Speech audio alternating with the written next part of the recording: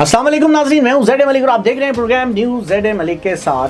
नाज़रीन, आज हम बात करने जा रहे हैं ईरान, अमेरिका और इसराइल की जंग के हवाले से। बहुत सारी लेटेस्ट चीज़ें हैं जो आज आपसे डिस्कस करेंगे, लेकिन इस जंग के पूरे खित्ते के ऊपर क्या असरात होने वाले हैं, मशरिक़ वुस्ता पे क्या असरात हैं, उसके बाद पूरी दुनिया के ऊपर क्या असरात हैं। क्योंकि हम सबसे पहले अगर पाकिस्तान की बात करें तो जो सबसे ज़्यादा यहाँ पे खौफ पाया जा रहा है वो तेल के ख़त्म होने का, क्योंकि पाकिस्तान के पास 10 दिन के रिजर्व्स बाकी रह चुके हैं। सबसे पहले मैं चलता हूँ आपको अपने जो आज के मेहमान हैं उनका तारुफ करवाता हूँ। सबसे पहले मेरे साथ मौजूद हैं जनाब M.A. खोखर साहब, सीनियर तजियाकार हैं, जर्नलिस्ट है, और मेरे साथ सीनियर तजियाकार और जर्नलिस्ट जनाब कमर रशीद साहब भी मौजूद हैं। मेरे साथ नईम अहमद भट्टी साहब और जनाब सैयद आसिफ शाह साहब भी मेरे साथ मौजूद हैं। मैं आप सारे मेहमानों को खुशामदीद कहता हूँ स्टूडियो में। और सबसे पहले आसिफ साहब आपकी तरफ आऊँगा। जी ज़रा बताइएगा, आप देख रहे हैं, आप क्योंकि जर्नलिस्ट हैं और एंकर पर्सन है, आप तो इसके ऊपर प्रोग्राम भी कर चुके हैं, तो मुझे इस वक्त क्या सूरत हाल आपको नज़र आ रही है और आगे क्या होने जा रहा है आपकी नज़र में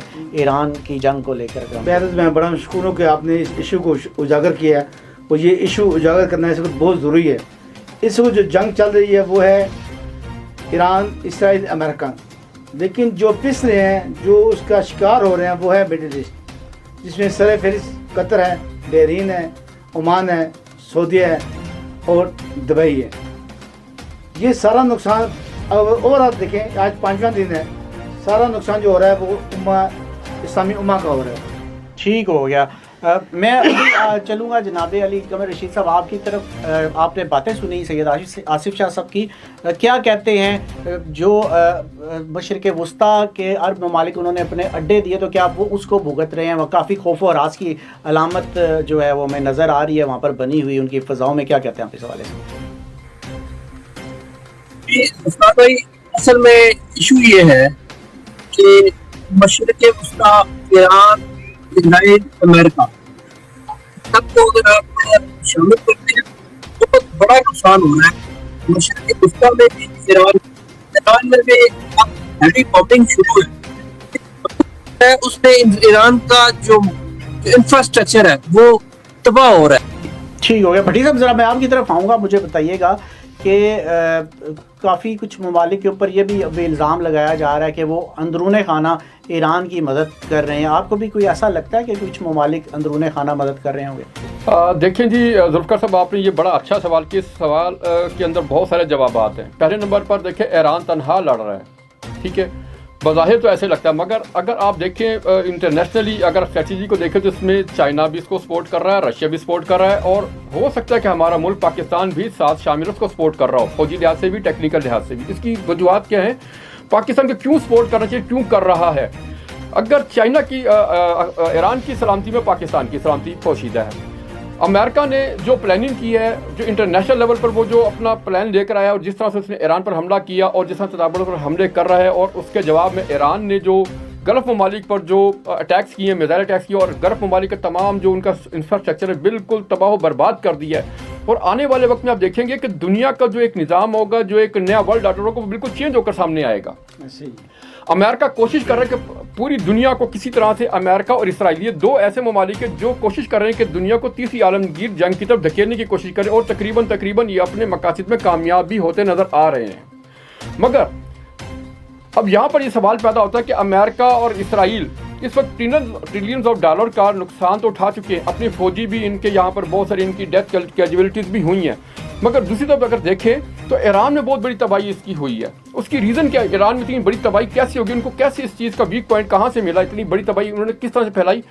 ईरान के पास असल में देखिए मिसाइल टेक्नोलॉजी तो बहुत स्ट्रॉन्ग है। इन्होंने 20 से 25 साल ईरान ने लगाए हैं ज़मीन दोज अपने मिसाइल सिस्टम को स्ट्रॉन्ग करने में, मगर इन्होंने अपनी एयरफोर्स को स्ट्रॉन्ग नहीं किया। ठीक हो गया। मैं ज़रा M.A. खोखर साहब आपकी तरफ आऊँगा। बड़ा ख़ास सा सवाल है आपसे कि जिस वक्त इराक़ के ऊपर आज से 10 साल पहले हमला किया था अमेरिका ने, तो उस वक्त ईरान जो था वो अमेरिका का साथ दे रहा था। और क्या आपको ये लगता है कि इस्लामी ममालिक के ऊपर जब भी प्रॉब्लम बनता है तो दूसरे इस्लामी ममालिक ही जो है वो साथ देकर, जो इस्तेमार हम कह सकते हैं, या जो हमलावर होते हैं उनका साथ देकर अपने मुसलमान भाइयों के, और फिर बाद में वो उनको खुद भी ये सारी चीज़ें भुगतना पड़ती हैं?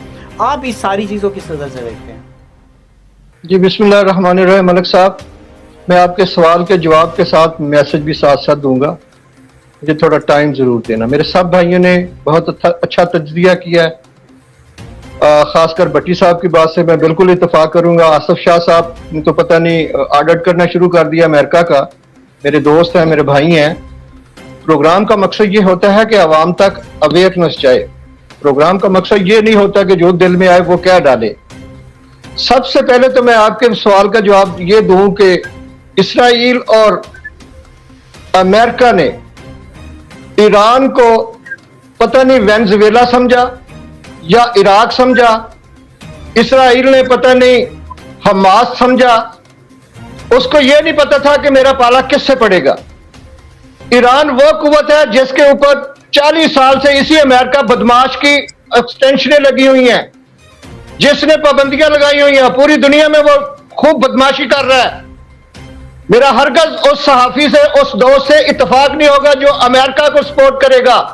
इनको सोच समझ लेना चाहिए, बशमूल हमारे हुक्मरान। अमेरिका किसी का दोस्त नहीं हो सकता, वो दुश्मन है।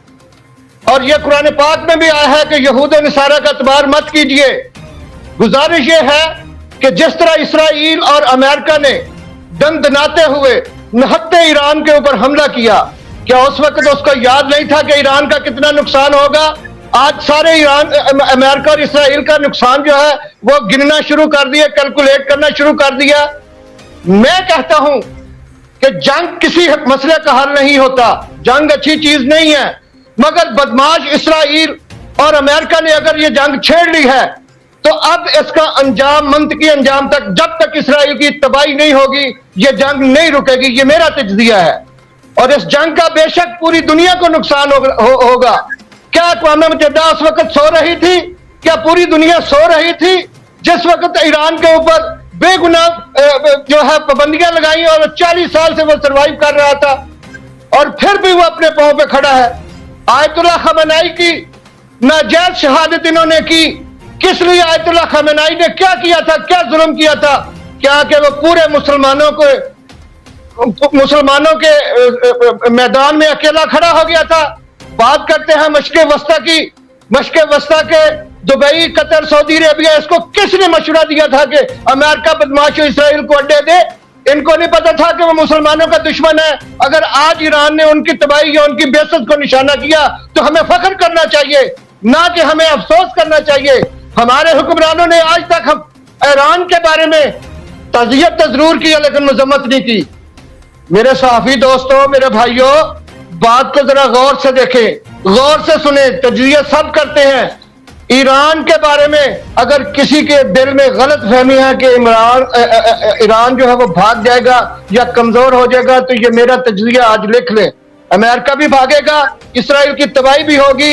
अल्लाह रब्बुल इज्जत ने ईरान को इतनी ताकत दे दी है, उसके साथ बहुत सारे लोग खड़े हो चुके हैं, बहुत सारे अच्छे ममालिक उनके साथ खड़े हो चुके हैं। ये किसी की भूल है। तजजिया ये करें कि अल्लाह रब्बुल इज्जत ईरान को अपने हिफ्ज़ो ईमान में रखे। इस वक्त तनहा मुसलमान ममालिक में सिर्फ ईरान है जो कफ़ार के सामने डटा हुआ है। ठीक हो गया। मैं चलूंगा सैयद आसिफ शाह साहब, आपने बातें सुनी अपना मैं खोखर साहब की, क्या कहेंगे आगे? आपको फ्यूचर सिनेरियो क्या नज़र आ रहा है? क्या फ्यूचर में क्या देख रहे हैं कि जंग कब तक चलेगी और इसका मुस्तकबिल क्या होने जा रहा है? लेकिन एक्सपर्ट ओपिनियन दीजिएगा। आप माशाल्लाह बड़ी गहरी नज़र रखते हैं, क्या क्या कहेंगे आप? देखिए, आमतौर पर तो यही देखा जा रहा है, जो तजिया निगार पूरी दुनिया के इस पर तजिया कर रहे हैं, वो ये कह रहे हैं कि ये लॉन्ग रन जंग चलेगी और इसका कोई नहीं कि 1 साल 2 साल चलेगी, ये बहुत दूर तक चली। जैसे अक्सर खोखर साहब ने कहा कि ईरानी कौम जो है बड़ी मजबूत है, उसका एक तहजीब है, उसकी तमद्दन है और उसकी 6000 साल पुरानी तारीख है, वो कभी दुश्मन से मरूब नहीं हुए। तो ये जंग असर से नहीं लड़ी जाएगी, ये जंग लड़ी जाएगी वलवे से, हौसले से। और जो हौसला दिखा रहा है, आज 5वां दिन है, ईरान दिन ब दिन मजबूत होता जा रहा है और उसके मुकाबले में अमेरिका और उसकी लॉबी दिन ब दिन कमज़ोर होती जा रही है। खुद इसराइल के अंदर इस वक्त इतना वावेला है। सबसे बड़ा मोराल ये देखें कि जब इसराइल के अंदर अटैक होता है ईरान का, तो लोग छुप जाते हैं मोर्चों के अंदर, लेकिन वही अटैक जब ईरान की तरफ जाता है तो लोग बाहर निकल के स्पेशली आज़ादी स्क्वायर के अंदर अल्लाह अकबर के नारे लगाते हैं, नारे तकबीर लगाते हैं और बड़ी तादाद में आते हैं।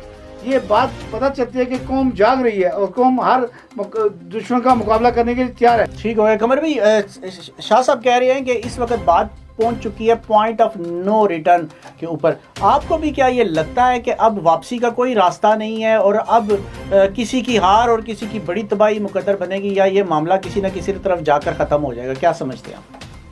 नहीं मलिक साहब, रास्ता तो मौजूद है, क्योंकि अमेरिका में भी प्रेशर बिल्ट हो चुका है, यूरोपीय ममालिक की तरफ से भी, खलीजी ममालिक की तरफ से भी, और जाहिर बात है चाइना और रशिया तो पहले से ही कंडम कर चुके हैं और वो ईरान के साथ है, पाकिस्तान भी ईरान के साथ है, डेवलप हो रहा है एक, लेकिन आप सेफ एग्जिट सिर्फ देखना है कि वो कैसे हो। ठीक हो गया। भट्टी साहब, आप क्या समझते हैं?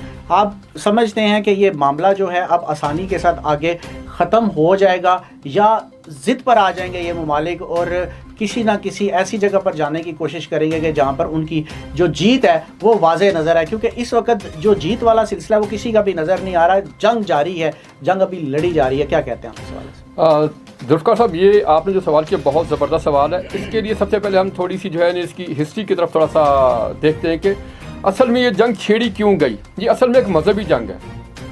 इसराइल जो है वो अपनी मजहबी काज पर अमल करते हुए अमेरिका को साथ मिलाकर इस जंग को इसने ईरान पर मुसल्लत किया। ईरान तो खुद नहीं चाह रहा था। अगर आप देखिए पिछले वीक में ईरान ने, मजहबी जंग है तो फिर अड्डे इस्लामी ममालिक में क्यों और वो क्यों इस्तेमाल हो रहे हैं? देखिए वो तो सिक्योरिटी के लिए उनको अमेरिका ने उनको कहा था कि आप हमें हमारे अड्डे हमें जगह दें, हम आपको यहाँ पे सिक्योरिटी फराहम करेंगे। तो वो जंग में इस्तेमाल हो रहे हैं ना, जी, वो जगह से अटैक किए गए, ईरान भी उन जगहों पे अटैक कर रहा है। देखिए ये भी एक बड़ी प्लानिंग थी अमेरिका की। अमेरिका ने किसी यूरोपियन कंट्रीज में क्यों नहीं अड्डे बनाए, अफ्रीकन कंट्रीज में क्यों नहीं बनाए, उन्होंने जो है वो गल्फ कंट्रीज में क्यों बनाए, मुस्लिम कंट्रीज को क्यों चुना? इसकी ये भी एक सवाल है। इस पर आप सोचें कि दुनिया में और भी ममालिक है ना, अफ्रीकन कंट्रीज भी हैं और यूरोपियन कंट्रीज भी हैं, मुस्लिम कंट्रीज भी। उसने ज़्यादातर अपने अड्डे जो है मुस्लिम कंट्रीज में बनाए। अब नुकसान भी मुस्लिम कंट्रीज का ही हो रहा है। ठीक हो गया। खोखर साहब, जरा आपकी तरफ भी चलूंगा। इस सारे अभी आप सबकी डिस्कशन सुनी, क्या कहेंगे आप इस हवाले से? आप इसको क्या देखते हैं, इसका फ्यूचर क्या देखते हैं, मुस्तकबिल क्या देखते हैं? क्या ये जंग अगले आने वाले चंद दिनों में ख़त्म हो जाएगी, या बहुत, आपने पहले तो कहा कि ये बहुत लंबी जानी है, लेकिन क्या कोई सूरत हाल बन सकती है? क्योंकि बाकी ममालिक बहुत ज़्यादा परेशान हैं, जिनकी इकॉनमी के ऊपर बड़ा गहरा असर पड़ रहा है। क्या कहेंगे आप इस बारे में?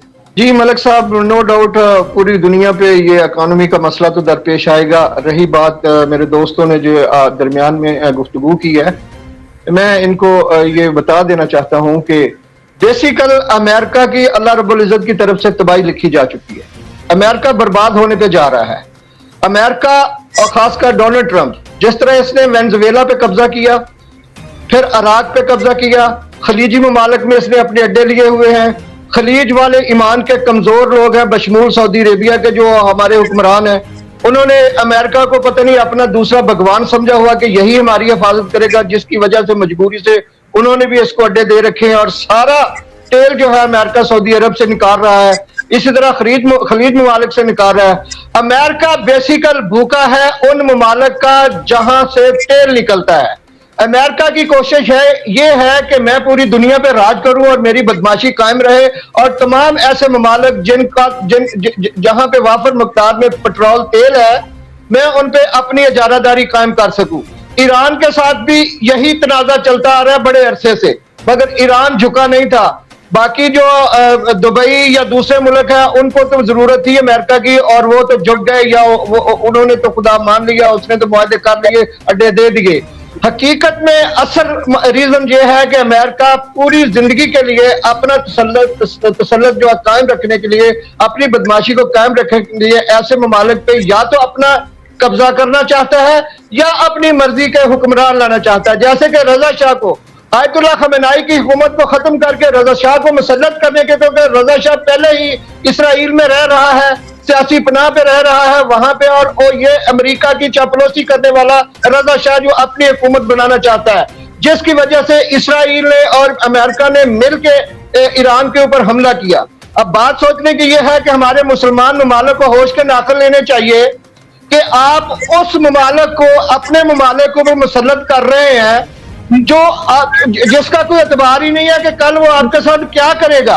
असल हकीकत यह है, बाकी तबसरे करने को जितने मर्जी करते जाए, मैं ये चाहता हूं कि जितने मुसलमान ममालिक हैं, अगर वो हमारी आवाज सुनते हैं, अगर वो हमारी आवाज को कोई अहमियत देते हैं, तो आज भी अपना किबला दुरुस्त कर ले, अमेरिका इसराइल के अड्डे खत्म करके ईरान का साथ दे और अपने पांव पर भी खड़े हो जाए और उम्मत मुसलमान को भी कायम दायम कर ले। यही इनके लिए बेहतरी है। अदरवाइज ये मैं फिर आपको बार बार कह रहा हूं, कोई अमेरिका का साथी है तो 1000 दफा हो, हम अमेरिका के दुश्मन नहीं है, लेकिन अमेरिका ने किया क्या है आप पूरी जिंदगी मुझे ये बताएं। कभी रशिया की यूक्रेन के साथ जंग लगाता है, कभी जनाब वो किसी के साथ पंगा लेता है, कभी किसी के साथ पंगा लेता है। क्या एक सुपर पावर को ये चीजें जेब देती है कि वह दूसरे मुल्कों का जो है सुकून बर्बाद करके उन पे कब्जा करे या उन पे अपनी मर्जी की हुकूमत मुसल्लत करे, जैसे हमारे मुल्क पे अपनी मर्जी की रजीम चेंज करवा दिया। हम इस चीज के साथ इख्तलाफ करेंगे और मैं मुसलमान ममालिक को रिक्वेस्ट करता हूं कि ईरान का साथ दे, ईरान के साथ खड़े हो जाए। अल्लाह रब्बुल इज्जत की कसम खा के मैं कहता हूं कि इसराइल अब बर्बाद होने पे और अमेरिका भी बर्बाद तबाही के दाने पे आ चुका है और ईरान डटा हुआ डटा रहेगा, कभी पीछे नहीं हटेगा। और ये जंग जो है कमोबेश 1 माह नहीं, इससे भी आगे भी निकल जाए। ठीक हो गया ना जी, ठीक हो गया नाज़रीन। बड़ा ख़ास वक्त है जब अमेरिका ने ईरान के ऊपर हमला किया, क्योंकि वेनेजुएला में तेल के बहुत बड़े वसी ज़खायर थे और अमेरिका को चूँकि तेल की ज़रूरत पड़ती है, वो भी ज़ाहिर बात है तेल मसनूआत के ऊपर बहुत ज़्यादा डिपेंड करता है। लेकिन वेनेजुएला की शक्ल में बहुत ज़्यादा जब तेल मुयसर आ गया और मेरे ख्याल से अरब ममालिक पे जो डिपेंड करता था अमेरिका, वो इंतहाई कम हो गया या नहीं रहा, क्योंकि वेनेजुएला में बहुत बड़े ज़खायर हैं। उसने ख़ुद को सेफ फील करते हुए आराम से ईरान के ऊपर हमला किया, ये मुझे नज़र आता है। लेकिन आगे क्या होने जा रहा है, जंग जो है लंबी होती नज़र आ रही है। बाकी मुल्क तेल के हवाले से बहुत परेशान है, लेकिन अमेरिका मुतमईन है क्योंकि उसे वेनेजुएला के ज़खायर जो है वो मिल गए। मैंने अगले प्रोग्राम तक के लिए इजाज़त दीजिएगा। इसी मौजू पर हम फिर एक प्रोग्राम करेंगे और कुछ मज़ीद चीज़ें जो है वो ज़ेर बहस रहेंगे। तब तक इजाज़त दीजिएगा। अल्लाह हाफ़िज़।